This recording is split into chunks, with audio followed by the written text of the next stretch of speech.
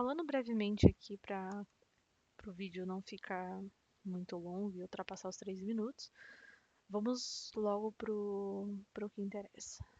A primeira questão pede que façamos uma seleção de três colunas: ID pedido, data pedida e tempo entrega, de uma tabela chamada pedidos diários. Para fazer isso, basta que façamos select, usemos a palavra do SQL select, selecionemos as colunas desejadas separando elas por vírgula, from, da, tabela, pedidos diários. Esse é o nome da tabela.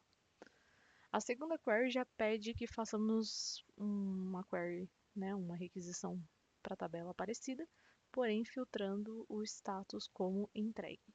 Status aqui está aparecendo como azul, mas não é uma palavra reservada do SQL, é apenas um destaque da minha extensão de SQL que eu instalei. Mas se fosse uma palavra reservada, basta adicionar aqui aspas, por exemplo, que seria uma solução para palavras reservadas, no caso status fosse uma palavra reservada, que não é. Então, aqui o resultado dessa query seriam todos os pedidos cujo status seja entregue. Então, status seria uma coluna escrito entregue em todos os registros, e de pedido e tempo de entrega referentes a todos os status que sejam entregues. A terceira query pede que façamos uma agregação, uma operação de agregação, account, mais especificamente, que o exercício pede, e pede que selecionemos status e quantidade de pedido. E, né, façamos a contagem de todos os registros e chamemos ele de quantidade de pedidos, que seria o alias. Com o objetivo de saber quantos pedidos existem por status. Então, para isso, a gente precisa selecionar a coluna de interesse, fazer a operação de agregação desejada, que no caso a gerência quer saber quantos pedidos existem por status, e colocar essa coluna aqui de interesse numa cláusula group by. Ao final, eu optei por ordenar os resultados de quantidade de pedidos de forma descendente, que não é padrão, né? O padrão é ascendente, mas ordenar por descendente. Então, o status que possui a maior quantidade de pedidos apareceria no topo da tabela. A quarta query, pedida no TP, tem o seguinte enunciado: pedidos com tempo de entrega acima de 5 tentativas devem ser analisados. Então, o que eu fiz foi fazer um select nas colunas de interesse da tabela pedidos diários, fazendo um filtro simples de tempo de entrega acima de 5, assumindo que tempo de entrega é um inteiro, como o enunciado já informou para gente, e que tempo de entrega seja dias, né?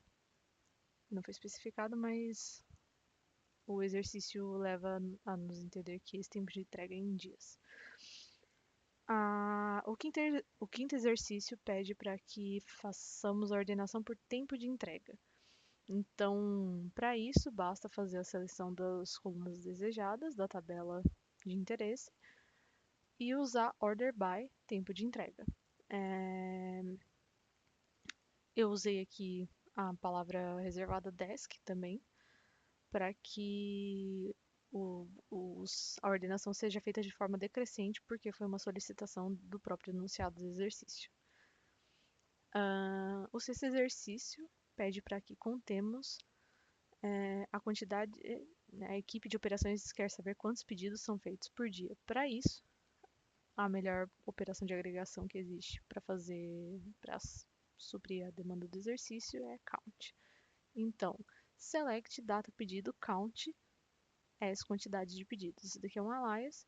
Então, o resultado dessa query aqui seria basicamente uma coluna de data pedido e uma coluna de quantidade de pedidos. Esse count aqui, ele é feito em cima do agrupamento da coluna data pedido. Então, eu vou contar quantos pedidos aconteceram em um único dia e vou fazer uma tabela que vai ter a data e a quantidade de pedidos daquele dia. Esse vai ser o resultado. E aqui coloquei um order by data pedido.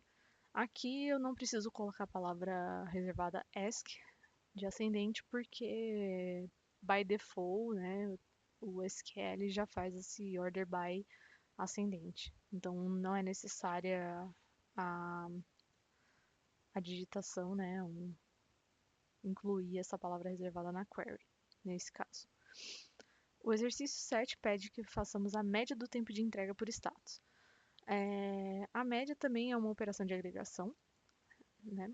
Não é como a contagem, mas é uma operação de agregação.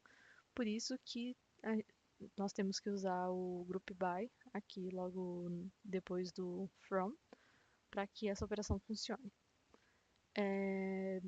Aqui eu estou selecionando o status e a média do tempo de entrega e dizendo que essa coluna vai se chamar média tempo de entrega. Aqui eu fiz uma conversão só para deixar o resultado mais legível, caso essa média seja um número com muitas casas decimais. Esse 10 aqui são os números antes da vírgula, esse 2 são os números depois da vírgula, ou ponto, né, no caso. O exercício número 8, a equipe quer analisar pedidos ocorridos entre 1º de setembro de 2025 e 7 de setembro de 2025. Então, como o enunciado pede, eu fiz a seleção de ID pedido, data pedido e status dos pedidos nesse intervalo.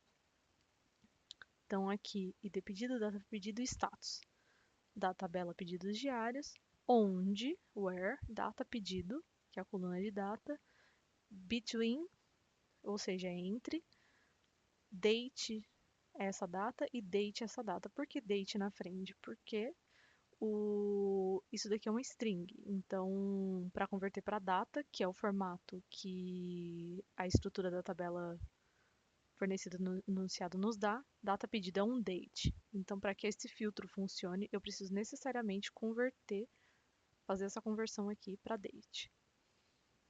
Então, foi assim que eu fiz a query do exercício número 8. Já nos aproximando do fim, exercício número 9, a equipe quer investigar os pedidos cancelados, filtrando por status cancelado. Selecione ID pedido, data pedida e tempo entrega dos pedidos cancelados. Então, esse exercício aqui ele é um pouco mais simples. Selecionei as 3 colunas de interesse da tabela de interesse e filtrei por status cancelado, bem parecido com aquele exercício de entregue, né? Só que aqui eu fiz o filtro em cima da coluna de status e aqui eu estou fazendo o filtro em cima da coluna de status de novo, bem parecido mesmo. Exercício número 10. Pedidos com entrega rápida devem ser destacados. O que seria qual que é a regra de negócio aqui, né? Para ser considerado uma entrega rápida, filtrar por tempo de entrega menor do que 2. 2 o quê? 2 dias, como a gente viu nos exercícios anteriores, que tempo de entrega está em dias. Tempo entrega é uma coluna integer, então aqui basta colocar 2, né, um número inteiro. Então o que eu fiz? Selecionei as colunas que o exercício pede da tabela de interesse, onde tempo de entrega seja menor que 2. Aqui eu fiz uma ordenação por tempo de entrega e por ID pedido para ficar mais organizado, mas essa ordenação aqui é feita em ascendente e essa aqui em ascendente. Na verdade, deveria ser exatamente ascendente. Por quê? Porque eu quero tempo de entrega menor primeiro. Então, ascendente faz mais sentido do que descendente, porque se fosse descendente, eu estaria ordenando a tabela por tempo de entrega maior para o menor, e eu não quero isso, eu quero do menor para o maior. Aqui, de pedido, eu coloquei como ascendente só para manter uma certa organização na exibição da tabela no final. A query número 11 pede que façamos os top 5 piores casos de entrega. Ou seja, selecionar os 5 pedidos com maior tempo de entrega.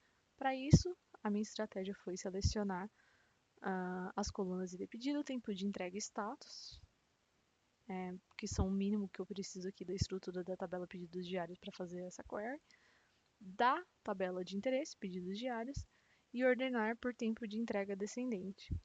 E aí basta limitar a exibição da query para 5. Assim eu pego os piores tempos de entrega, ou seja, aqueles que são maiores. Porque quanto maior o tempo de entrega, pior. E por fim, exercício número 12. A equipe quer saber a distribuição de pedidos por status no mês de setembro. Filtrar por mês e agrupar por status. O enunciado diz o seguinte: retorna o status e a quantidade de pedidos feitos em setembro de 2025. Então, para isso, eu selecionei a coluna status e fiz uma operação de agregação de count e chamei ela de quantidade de pedidos. Então, a solução dessa query será uma coluna de status e uma coluna de quantidade de pedidos.